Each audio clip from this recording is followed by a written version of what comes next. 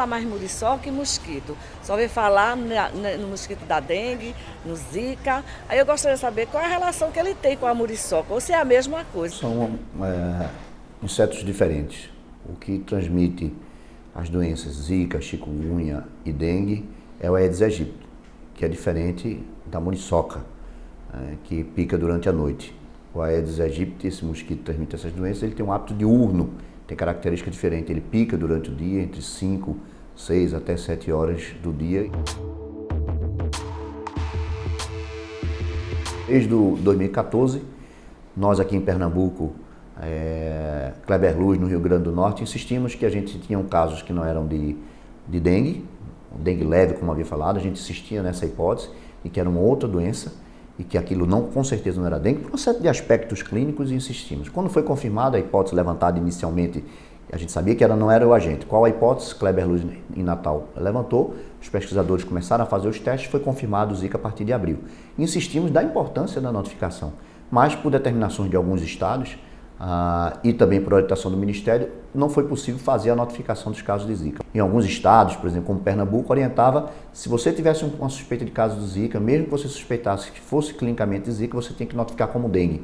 Então é por isso que a gente tem no estado 144 mil notificações em Pernambuco de dengue, quando eu garanto, ou melhor dizendo, tenho uma impressão muito clara que 80% desses casos não foram dengue, foram sim Zika, mas foram notificados como dengue por uma exigência, inclusive, de recomendação da vigilância epidemiológica. A dúvida que eu tenho é saber através de que se pode ser transmitido só através da picada ou através de transmissão de sangue, de uma doação, de uma furada de uma agulha. Normalmente as pessoas que vão doar sangue com algum sintoma febril ou infeccioso, eles não fazem a doação.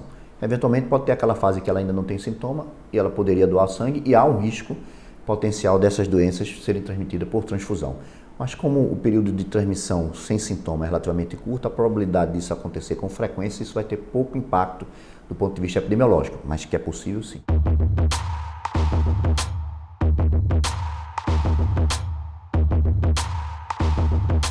Na verdade, o achado em si só é apenas um dado, porque você ter o vírus não quer dizer que é possível que essa seja uma forma de transmissão, porque isso vai depender da carga viral, da forma como o vírus penetra nos tecidos.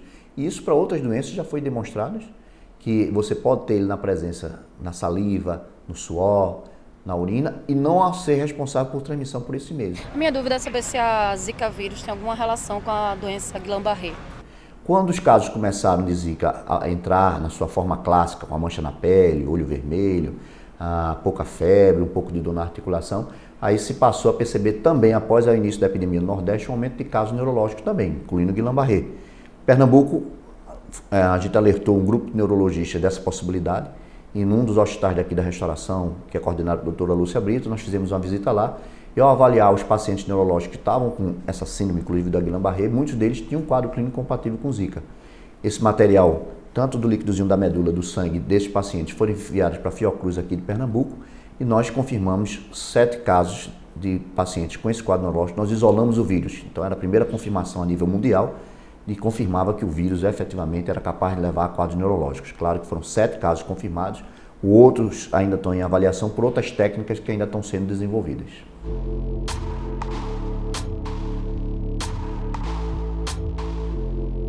Na minha impressão não falta nada. Na verdade, a relação entre Zika e microcefalia está definida.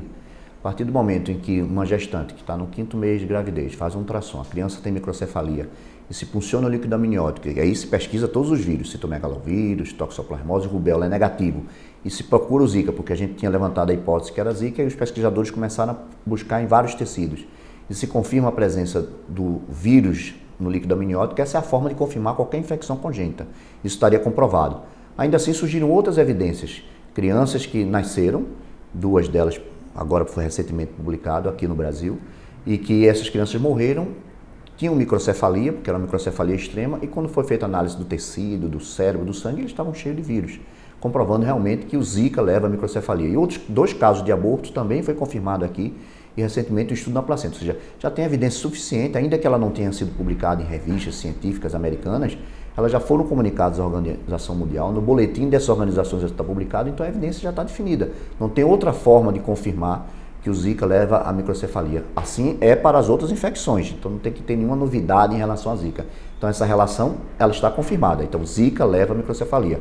A outra pergunta, todos esses casos que estão sendo investigados de microcefalia no país são decorrentes de Zika? Aí é uma outra pergunta que a gente não respondeu. Não sabemos dizer se todos esses casos são decorrentes, mas que o ineditismo de uma situação que nunca tinha sido descrita na literatura está comprovado, está. Até quanto tempo de gestação é que é muito perigoso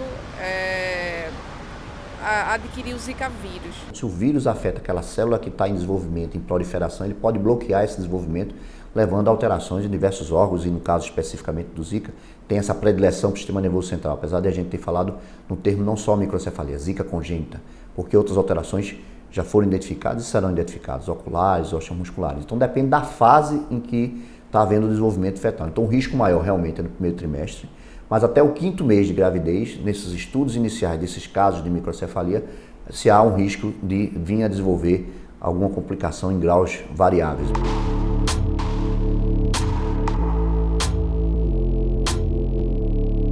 Depende do mês da gravidez que aconteceu a infecção, depende da carga viral, depende também das questões de defesa da pessoa que é infectada pelo vírus no combate a essa infecção. São vários fatores envolvidos. Isso não é exclusivo da Zika. Outras infecções congênitas têm essa mesma característica, ou seja, uma grande parte das mães vão entrar em contato com o vírus e não vão ter o desenvolvimento das crianças com microcefalia. Quais os cuidados que uma mulher deve tomar quando ela pensa em engravidar? O que ela tem que fazer? Quais são as precauções? A gente recomenda escolher o momento ideal. E, infelizmente, a gente vai ter uma mudança de padrão de aconselhamento familiar.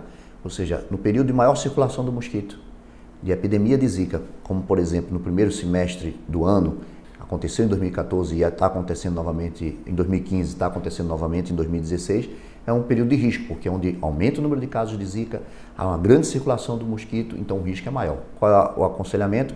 É não engravidar no primeiro semestre. A partir de junho, quando começa a diminuir a transmissão da Zika, diminuir a quantidade de mosquito, aí você pode pensar em desejar engravidar. É claro que essa é uma realidade de Pernambuco, mas outros estados tiveram um comportamento diferente. E aí a análise vai depender do momento. Por exemplo, no Rio de Janeiro entrou em maio, em Salvador entrou em maio, e o pico de circulação foi após esse período. Então vai depender da identificação dessa circulação do vírus.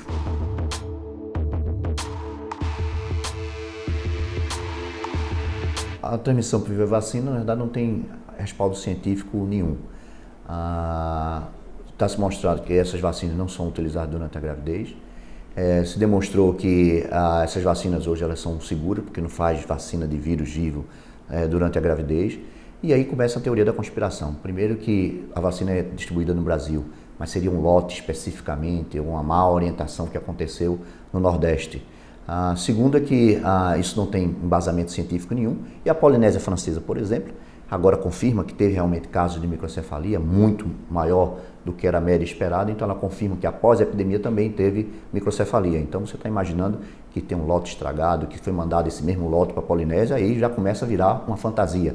E esses boatos, na verdade, além de levar pânico, o que é extremamente necessário nesse momento, elas na verdade podem trazer prejuízo para a população. Aí passa a ser uma atitude irresponsável, porque as pessoas, hoje a vacina é considerada segura, o Brasil é um exemplo em sistema de vacinação, e você termina desestimulando as pessoas a fazerem vacinas que são fundamentais, são importantes para evitar infecções que muitas vezes levam ao óbito, são infecções graves e pode comprometer também as crianças. Então, ao fazer esse tipo de alarme, de boato, sem a evidência científica necessária, isso está trazendo prejuízo para a população. Eu costumo dizer que isso é uma atitude realmente irresponsável e desconhecimento completo dos estudos que estão sendo realizados para a Zika, com muita seriedade e muita transparência. A população tem que eliminar o mosquito dentro do domicílio, fazer a busca, tentar eliminar de qualquer forma o mosquito. As autoridades precisam investir em melhor condições de vida da população, médicos e enfermeiros que precisam participar dos treinamentos, das capacitações, quer seja para Zika, chikungunya e dengue, porque atualmente há uma resistência muito grande, uma adesão muito pequena